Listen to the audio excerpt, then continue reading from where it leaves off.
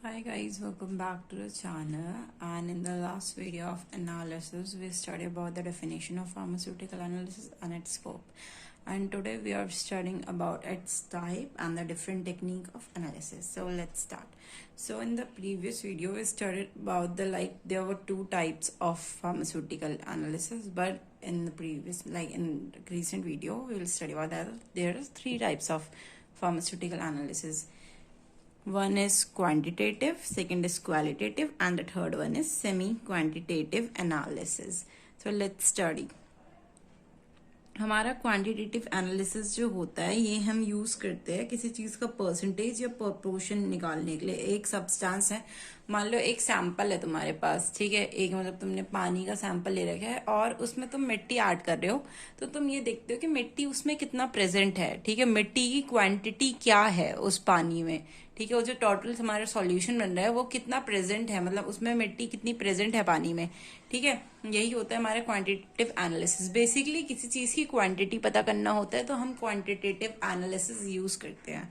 Okay, अगर हम कह रहे हैं कि मतलब पानी है, पानी में हम चीनी या नमक मिक्स कर रहे हैं, तो हमें ये चीनी कितने ग्राम में प्रेजेंट है पानी में या नमक कितने ग्राम में प्रेजेंट है, तो उसी को हम क्वांटिटेटिव एनालिसिस में बोलते हैं। ओके,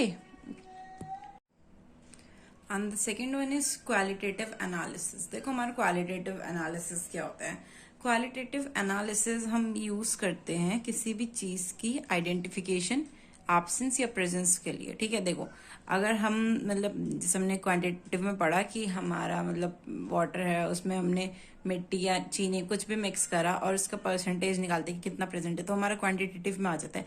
बट जो हमारा क्वालिटेटिव होता है ना, उसमें हम ये फाइंड करते हैं कि एक सब्सटेंस में मतलब पानी में, अगर मान लो तुम्हें पता है कि तुम क्या मिला रहे हो, पर फिर भी सैंपल कोई लिया हमने जो अननोन सैंपल हो, हमें पता ही नहीं है क्या है, तुमने उसमें चीनी भी प्रेजेंट हो सकता है, नमक भी प्रेजेंट हो सकता है, मिट्टी भी प्रेजेंट हो सकता है पानी में, ठीक है।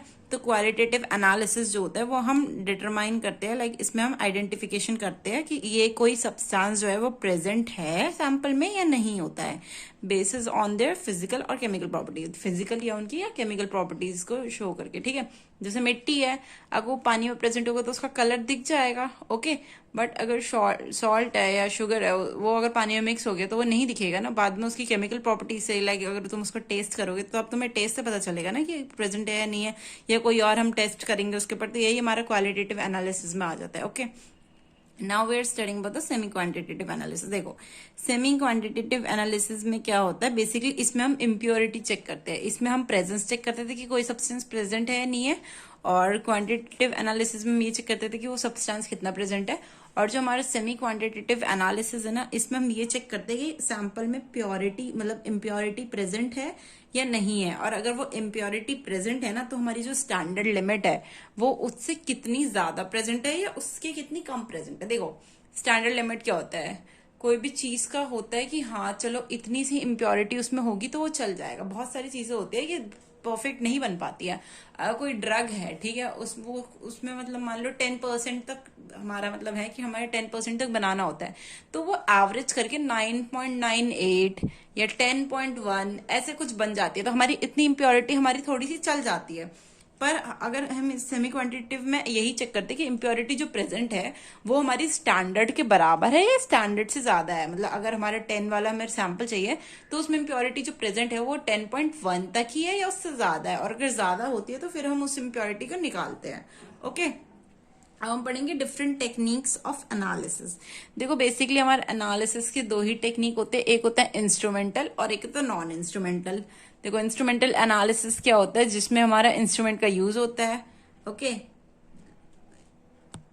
देखो जो हमारा इंस्ट्रूमेंटल एनालिसिस होते हैं हमारे 4 टाइप में डिवाइड होते हैं, हमारे बहुत टाइप में डिवाइड होता है, अभी हम 4 पढ़ेंगे। एक होता है इलेक्ट्रो एनालिसिस, एक होता है स्पेक्ट्रल एनालिसिस, एक होता है क्रोमेटोग्राफिक एनालिसिस, एक होता है अदर टेक्निक्स लाइक एलाइजा।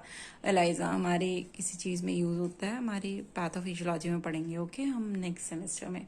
तो देखो जो हमारा इंस्ट्रूमेंटल एनालिसिस है वो हमारा इस सेमेस्टर में नहीं है, हमारा एनालिसिस में अभी नहीं है। अब इस एनालिसिस में हमारा सिर्फ नॉन इंस्ट्रूमेंटल एनालिसिस है, ओके, तो हम इसी को पढ़ेंगे। Non-instrumental analysis.